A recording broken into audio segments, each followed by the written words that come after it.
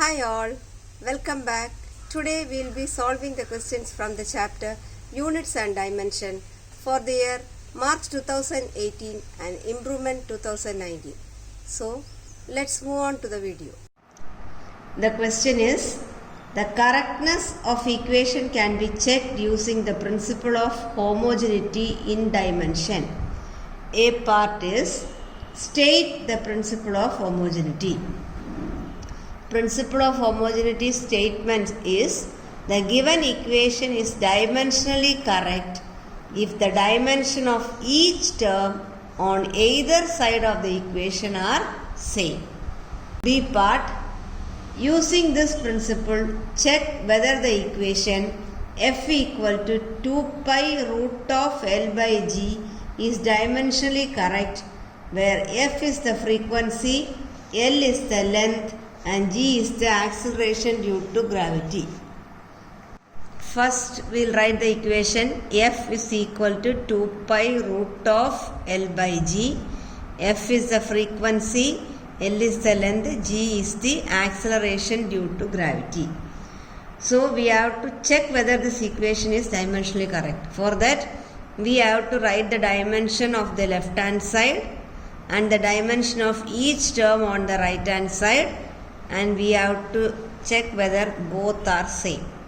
Starting with the left hand side, LHS, the term is frequency. So dimension of frequency, we have learned it is t to the power of minus 1. Those who do not know this dimension, I will quickly remind you. We know that frequency is equal to 1 by time period, that is equal to 1 by t, which is equal to t to the power of minus 1. So the left hand side, the equation is t to the power of minus 1. Now coming to the right hand side. Right hand side, we know that 2 pi, that is a constant that is not having any dimension. So 2 pi no dimension. Need not write the dimension for that. Then coming to the next term, root of L by g. Root of L by g can also be written as L by g to the power of half. Dimension of length, L is capital L, and dimension of acceleration due to gravity, which is g, is nothing but L t to the power of minus 2. Then the whole thing to the power of half. So L and L get cancelled. T power minus 2 to the numerator, it becomes t power plus 2. Then the whole thing to the power of half. This 2 and this 2 get cancelled. So we get t. So now we got the left hand side, it is t power minus 1, and right hand side it is t. So the dimension of LHS and RHS are not same. So we can say the equation is dimensionally not correct.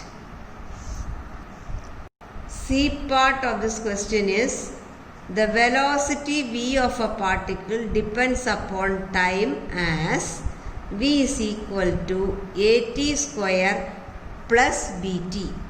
Find the dimension and unit of A and B. So let's write the equation.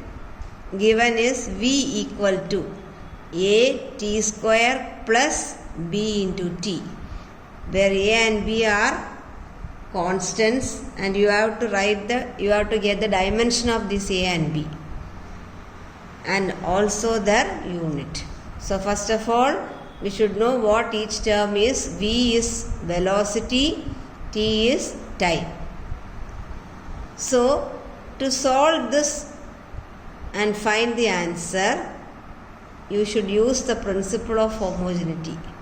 That we know that it states that the equation is correct only if the dimension of each term on either side are same.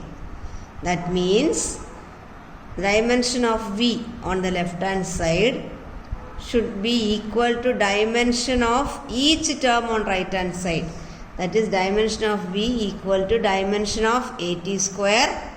Also it should be equal to dimension of b into t. That is what the statement says. So, when we take this left hand side, we know that dimension of V is equal to nothing but LT to the power of minus 1. So, the dimension of the term on the right hand side, which is AT square, should also be equal to dimension of V, that is LT minus 1. Hope you got this idea. We have to find the dimension of A, so that we are comparing the dimension of left hand side with each term on the right hand side. That is why we have written dimension of AT square is equal to LT minus 1, which is the term on the left hand side. Now comparing this, again we need dimension of A.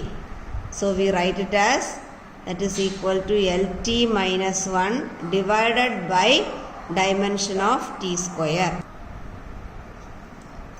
That is equal to LT minus 1 divided by dimension of T square is nothing but capital T square. So now this T square also goes up. So we get LT minus 1 into T to the power of minus 2. So now we get dimension of A equal to L. T minus 1, T minus 2 is T minus 3. So dimension of A is L T minus 3. Unit is also asked. So we can write the unit seeing this dimension. For length it is meter and time it is second. So meter S minus 3. Similarly, we have to find the dimension and unit of B. So let's take the next term on the right hand side. That should also be equal to the dimension on the left hand side. So we write dimension of BT is equal to LT minus 1. So dimension of B is equal to LT minus 1 divided by dimension of T, which is equal to capital T. So simplifying this, we get dimension of B is equal to LT minus 2.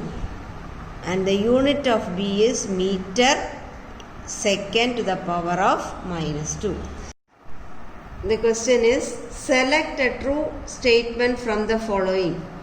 4 statements are given. Out of that, the correct is the statement B. That is, intensity of gravitational field has the same dimension as that of acceleration. You can check it by writing the dimension of acceleration as well as the dimension of electric field. It comes to be the same. The next question is, the accuracy in measurement depends on the limit or the resolution of the measuring instrument. A part is, state whether the above statement is true or false. So before going to the answer, I will tell you what this accuracy means and what this resolution means. Accuracy means how close the measured value is to the true value. Precision depends upon the limit or the resolution of the measuring instrument. But a point is also given in our NCERT book that accuracy of a measurement may depend upon several factors, including the limit or the resolution of the measuring instrument.